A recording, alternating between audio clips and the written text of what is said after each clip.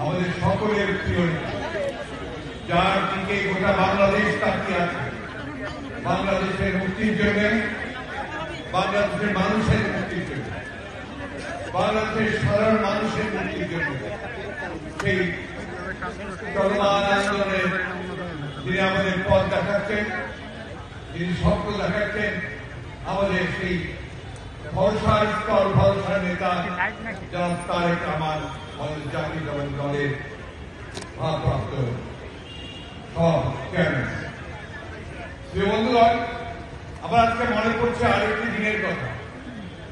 সেটি ছিল আমাদের ভারপ্রাপ্ত চেয়ারম্যান, তিনি যখন যুগ্ম মহাসচিব ছিলেন, তিনি একজন মহাসচিব, তখন তিনি গোটা বাংলাদেশে ইউনিয়ন নেতৃবৃন্দকে সম্মিলিত করার জন্য ইউনিয়ন প্রতিনিধি সম্মেলন শুরু করেছিলেন।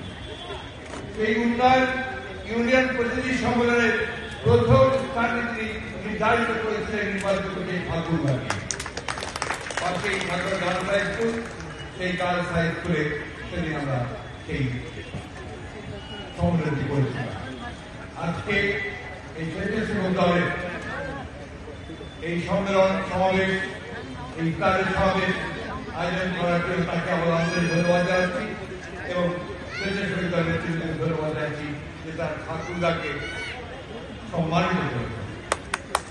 বন্ধুরা, আজকের এই ইফতার সম্মেলন কোন ইফতারের সম্মেলন নয়, এটা কোন ইফতারের জন্য আয়োজন নয়, এটা হচ্ছে আগামী দিনে এই স্বেচ্ছাসেবক দলের নেতারা কিভাবে এই দেশের মানুষের মুক্ত করবার জন্য, দেশের নেত্রী বেগম খালেদাকে মুক্ত করবার জন্য, যারা তারেক রহমানকে দেশে ফিরে আনবার জন্য, 35 লক্ষ মানুষের বিরুদ্ধে যে মিথ্যা মামলা তা প্রত্যাহার করবার জন্য এবং সত্যিকার অর্থে বাংলাদেশকে একটা সত্যিকার গণতান্ত্রিক রাষ্ট্রে পরিণত করবার জন্য যে সংগ্রাম শুরু হয়েছে, সেই সংগ্রামের প্রথম যারা ভ্যানগার্ড হবে, অগ্রশ্রেণী হবে, সেই স্বেচ্ছাসেবক দলের শপথের অনুষ্ঠান আজকে এই আগের মুহূর্তে, পবিত্র মুহূর্তে, এই মুহূর্তে পরম নামায় আল্লাহ তাআলার কাছে আমরা একটাই দোয়া চাইব যে আল্লাহ তাআলা যেন আমাদের সেই শক্তি দেন,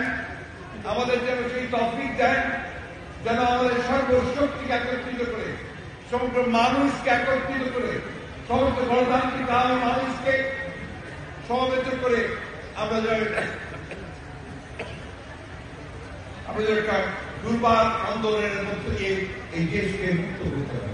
আজকে সেই হবে, আজকে আমরা আল্লাহ তাআলার কাছে এই দোয়া করা বন্ধুগণ। দেশ আজকে একেবারেই ধ্বংসের দ্বার প্রান্ত হতে চলেছে, হাজের দিকে চলে গেছে, এর অর্থনীতি ধ্বংসপ্রাপ্ত হয়েছে, এর শিক্ষানীতি ধ্বংসপ্রাপ্ত হয়েছে, এর স্বাস্থ্য ব্যবস্থা ধ্বংসপ্রাপ্ত হয়েছে।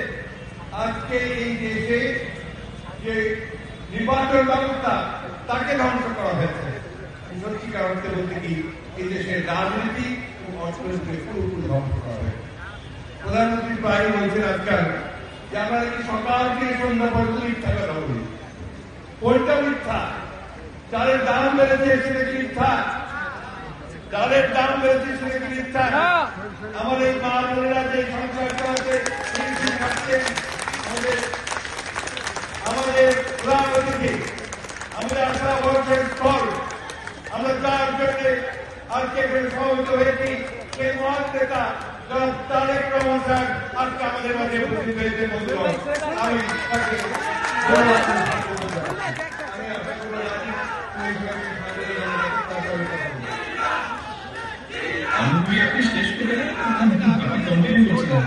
স্বেচ্ছাসেবক দলের পক্ষ থেকে আপনাকে একটু স্বাগত জানাই, তারপর আমি বলবো।